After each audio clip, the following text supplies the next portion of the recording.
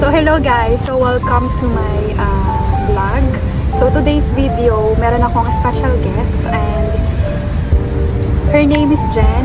Katrabaho ko siya and madami na din siyang pinagdaanan sa buhay. And today we will tackle about being an OFW. Kung ano yung mga naging struggle namin dito as a young OFW.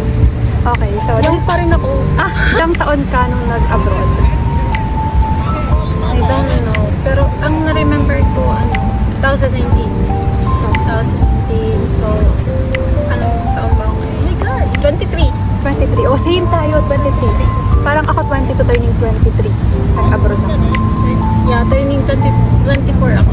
So, ano yung reason mo? Bakit ka nag-abroad? Reason is... Oh my God! Ayoko sabihin. Ayoko sabihin. Ay, hindi. Joke lang. Ang reason is to chase my dreams, of course. Kasi, knowing the course na tinuk natin, which is HRM, hindi siya ganun ka-in-demand, hindi siya high-paying job. Hindi ka makakakuha ng high-paying job sa Pinas. If hindi ka business-minded. So, most probably, kapag ganun yung course mo, dapat marunong ka mag-business or may puhunan ka for business. Kasi hindi siya ganun ka-in-demand. In short, hindi siya ganun ka-in-demand sa Philippines. So, why not? Took the risk. Give it a chance, and then I'm here. It's my second country. So, may iba-iba tayong reason bakit tayo nag-abroad. So, as being an OFW, ano naman yung mga struggle na na-experience? Mainly, struggle talaga is wala kang family, wala yung mga taong nasa tabi mo lang na magmula nung bata ka. So you have to adjust. Culture, big impact siya when it comes to here kasi syempre nasa GCC countries tayo. So it depends also sa country kasi when I was in Qatar, like different talaga yung culture nila, like kailangan mo talagang covered ka, which is pag hindi ka sanay, which is I am, hindi po ako sanay na covered, so I was never been like parang sobrang maano na babae, pero yun nga, kailangan mag-adjust sa culture, and then family, big impact talaga siya kasi usually sa mga OFWs natin nakakaroon sila ng issue sa family, and we cannot deny the fact na kapag may OFW kang anak, may OFW kang kamag-anak, ate, kuya, ganito ganyan, so most probably talaga sasabihin sa'yo every sahod, kumusta? Baka may sahod ka na, ganon. So hindi naman sa pag-judge, pero ano naman talaga, parang being you as the one who strive, parang ganun talaga yung purpose mo, so why not give it, di ba? As long as kaya mo. But a piece of advice, huwag kang papaubos kasi you are not on your own country. There's always an emergency dapat na dapat mong paghandaan. No matter what, kahit nasan ka, emergency mo dito, emergency fund mo dito, or emergency fund mo sa Pinas, because wala kang matatakbuhan. Yun lang yan, lalo na pagdating sa andito ka, di ba? Yes. Na pag nagkasakit ka, ang mahal ng mga gastusin, Ikaw dapat mag-isa. At the end of the day, pag nasa abroad ka, sarili mo lang din yung maaasahan mo. It's true. Talagang it's true.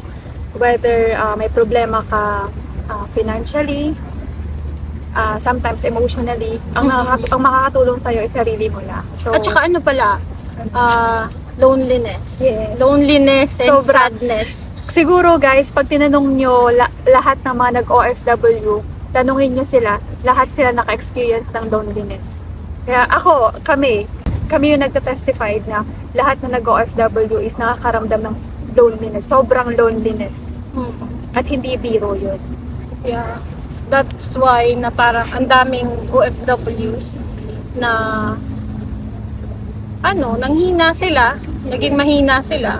Yes. And then, sometimes, parang countless na nangyari na nagsusuicide, nababaliw. So, hindi natin masabi. At yung iba gumagawa ng masama sa kapwa. Yeah. Ako,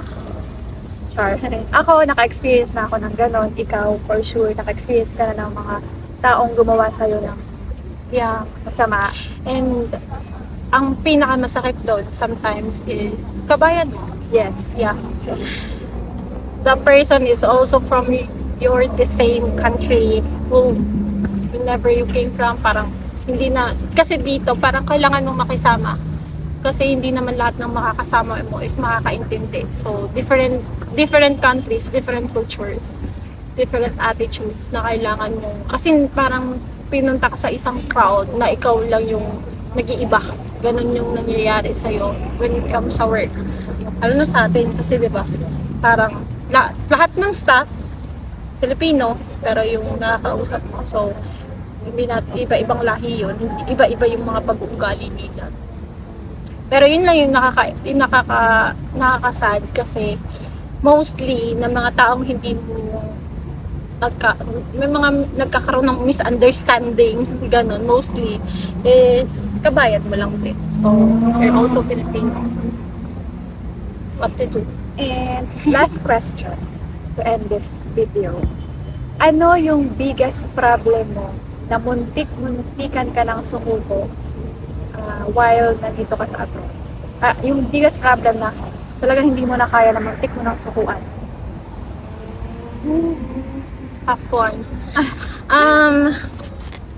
Muntik ko ng... Actually, hindi ako nagmamalaki Ganun. Nagmamaliit po siya. Oo, nagmamaliit po ako. Hindi ako yung tipong tao na basta-bastang sumusuko. Yeah. So, no matter what, kahit anong problema pa yung itapon mo sa akin, parang if I need to deal with it, haharapin ko yan. As long as nakatayo ako, hindi ako nakahiga, hindi ako nakaano. So, basta nakatayo pa rin my feet is still on the ground every time. Tatayo ako para dyan sa problema ko. But, we have dealt like thousands of problems already. Financially, heartaches, lahat.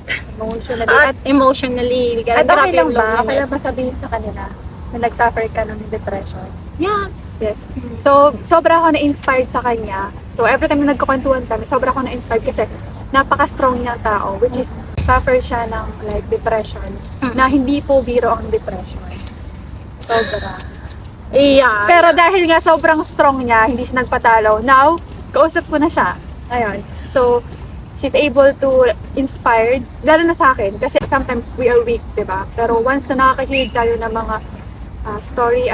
So, hello guys. So, by the way, the main purpose talaga ng video na to is to tackle and to